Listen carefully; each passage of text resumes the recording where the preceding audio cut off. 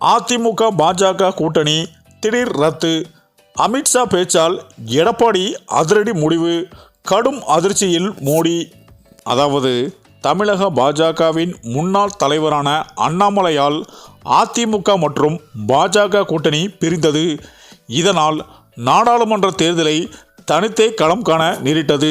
மேலும் இதில் ஒரு சில இடங்களில் அதிமுகவை பின்னுக்கு தள்ளி பாஜக முன்னிலை வைத்தது. மேற்கொண்டு வரப்போகும் சட்டமன்ற தேர்தலில் திமுக எதிர்ப்பதற்காக மீண்டும் இவர்களது கூட்டணியானது ஒன்றிணைந்துள்ளது.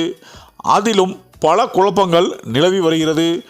மேலும் விஜய் புதிய கட்சி தொடங்கி எங்களுடன் கூட்டணி வைப்பவர்களுக்கு கட்டாயம் ஆட்சியில் பங்கு என கூறினார். இவர்களுடன் ஆரம்ப கட்டத்தில் எடப்பாடி பேச்சுவார்த்தை நடத்தி சரி வராததால் பாஜகவுடன் கைகோக்க நேரிட்டது.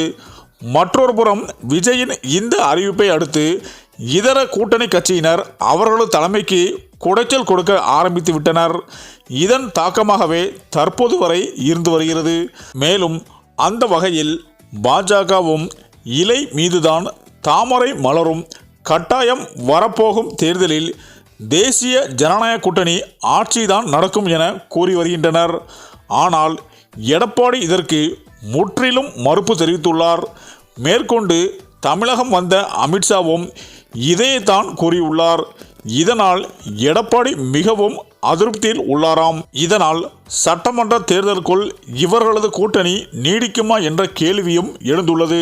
இந்த நிலையில் சட்டமன்ற தேர்தலை எதிர்கொள்ள தமிழகத்தில் உள்ள அனைத்து அரசியல் கட்சிகளும் தீவிரமாக செயல்பட்டு வருகிறது. தற்போது அதற்கான வேலைகளையும் தொடங்கிவிட்டன. அதன்படி இந்த முறை அதிமுக கட்டாயம் ஆட்சி அமைக்க வேண்டும் என்பதில் அதிமுகவின் பொதுச் செயலாளர் எடப்பாடி பழனிசாமி உறுதியாக உள்ளார்.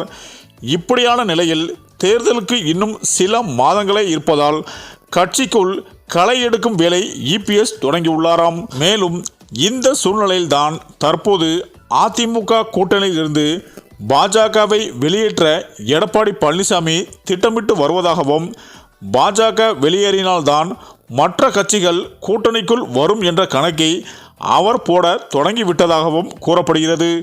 ஆனால் இதற்கு மாறாக அமித்ஷா வேறொரு கணக்கு போட்டிருப்பதாகவும் தகவல்கள் வெளியாகியுள்ளது.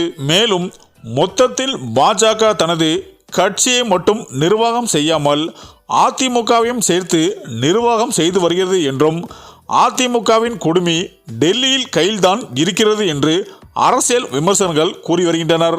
ஆக இப்படியான சூழ்நிலைதான் கூட்டணிக்கு முன்பு ஒரு பேச்சு, கூட்டணிக்கு பின்பு ஒரு பேச்சு என்று அமித்ஷா அடிக்கடி மாற்றி பேசி வருவதும் அதிமுக அமைச்சர்களுக்கு குழப்பத்தை மேலும் ஏற்படுத்தியுள்ளது.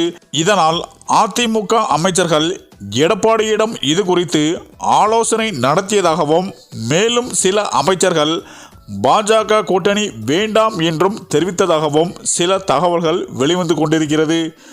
மேலும் இது குறித்து எடப்பாடி விரைவில் ஆலோசனை நடத்தி விரைவில் அதிகாரப்பூர்வமாக வெளியிடுவார் என்றும் சில தகவல்கள் சொல்லப்பட்டு வருகிறது.